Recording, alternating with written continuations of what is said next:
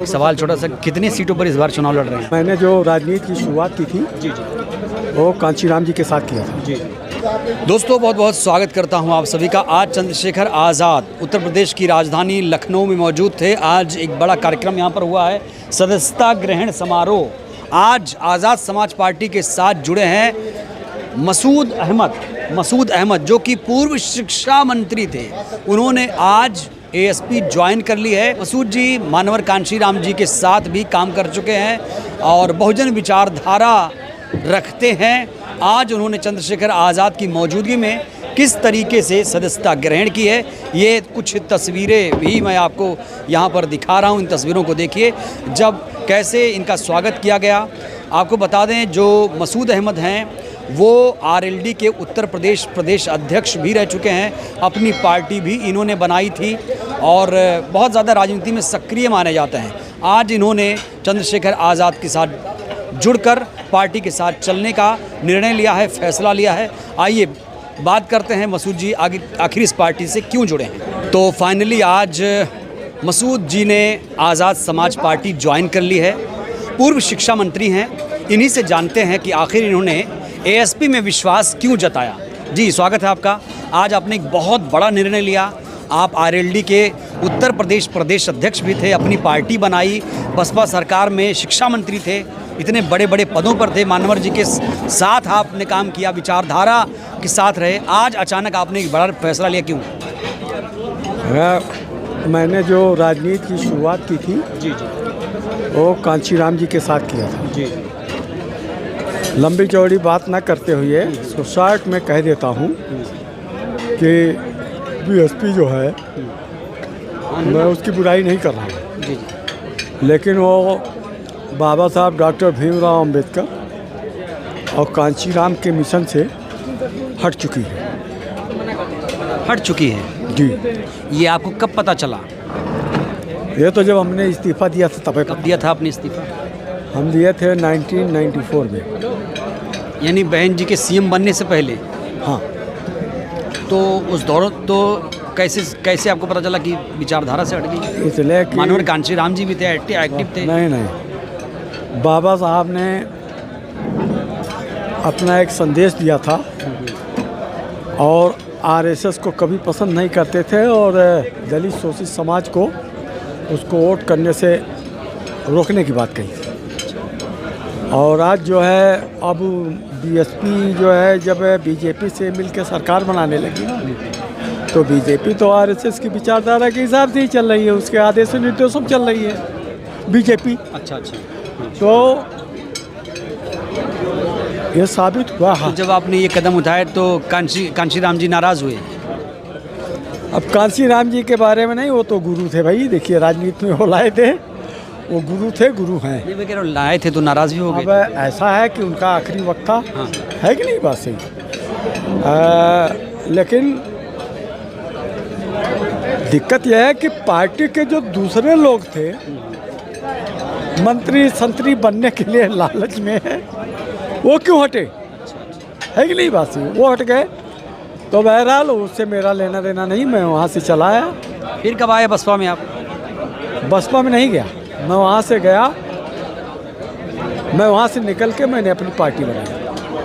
कब बनाई पार्टी आपने? 95 और उस पार्टी को हमने 15 साल तक चलाया।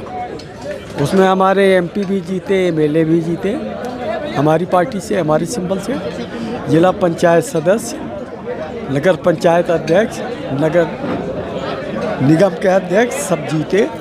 लेकिन कई पार्टियों ने मिलकर के हमारी पार्टी को तोड़वा दिया और मामला कोर्ट में चला गया।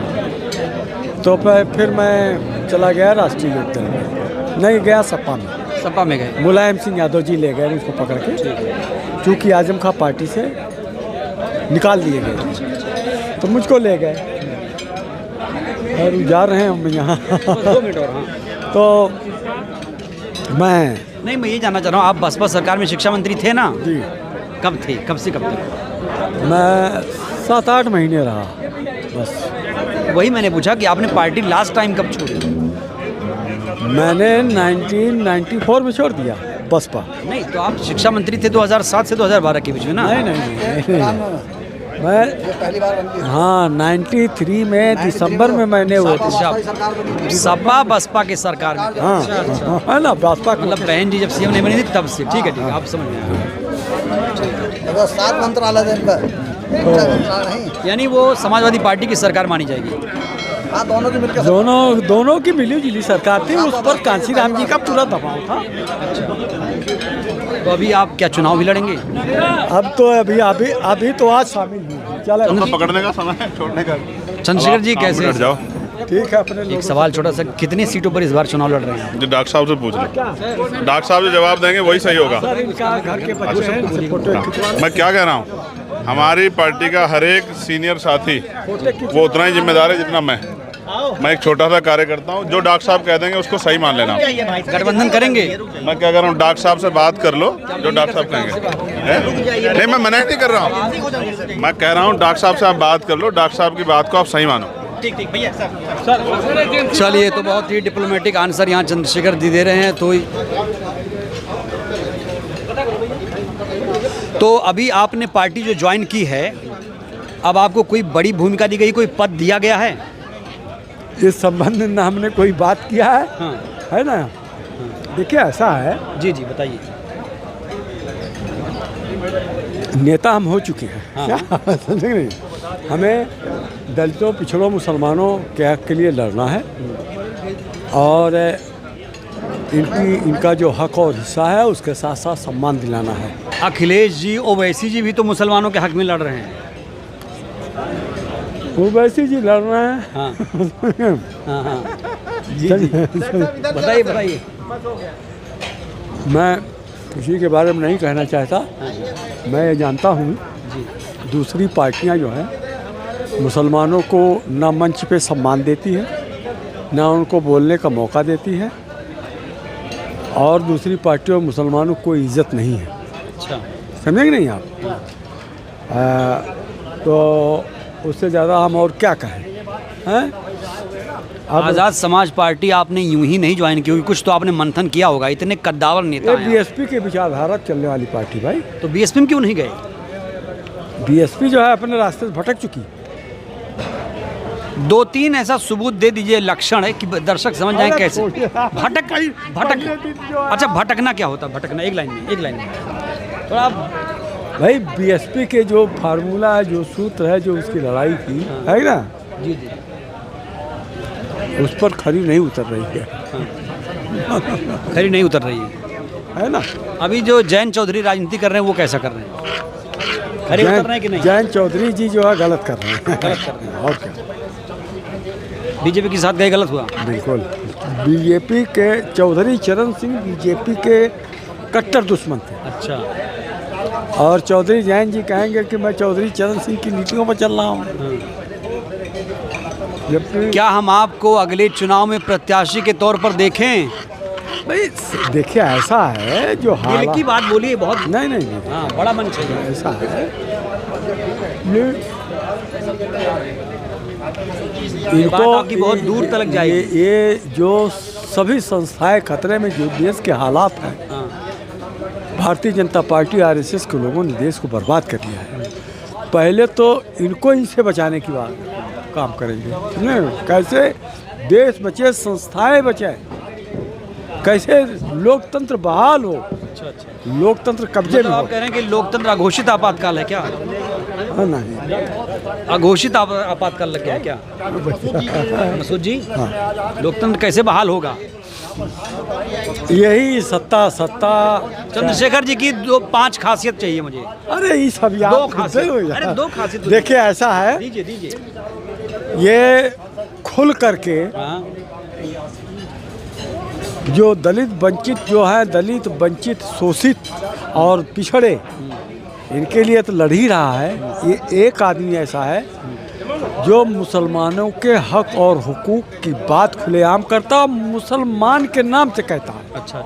बाकी सभी पार्टियां मुसलमान। विरोधी इनके कह रहे हैं कि ये तो बीजेपी की बी टीम है, शाह के आदमी हैं। अब वो उनको कहने दीजिए, उनका अपना काम है कि नहीं? वो अपना काम कर रहे हैं, हम अपना काम कर रहे हैं ना। इस बात में सच्चाई नहीं है ना? लगती है? इसमें नहीं। अच्छा तो हम क्यों आते? सच्चाई होती तो हम क्यों आते? काफ़ी परख के आपने फैसला लिया। और क्या, 43 साल का अनुभव है राजनीति का। जी जी। क्या मंत्री एक बार रहे हैं 43 साल का। अच्छा, क्या पार्टी ज्वाइन करने के लिए कुछ देना भी पड़ता है? वो यार ये सब नहीं, ऐसे ही सवाल। आप आजकल स्टिंग ऑपरेशन चल रहे हैं, मसूद जी आप कहाँ हैं? आजकल टिकट लेने के लिए पैसे दे रहे हैं पार्टी लोग। भैया किसका है? ऐसा कुछ नहीं है ना मसूद जी, बोलिए तो। क्या? आजकल पार्टियों में पैसे का लेन देन चल रहा है, टिकट पैसे से मिल रहा अरे है। वो होता होगा, हम यहाँ कहाँ। नहीं हो रहा है ना? अरे यहाँ कहाँ हो रहा है, तो मंच से बता समझेंगे। यहाँ कुछ नहीं है। यहाँ ईमानदारी से हाँ। एक पार्टी है जो ईमानदारी के साथ दलितों, पिछड़ों, वंचितों और ख़ास करके मुसलमानों के साथ खुल के खड़ी है। तो अभी आपने पार्टी जो ज्वाइन की है, अब आपको कोई बड़ी भूमिका दी गई, कोई पद दिया गया है? इस संबंध में हमने कोई बात किया है? हाँ। है ना?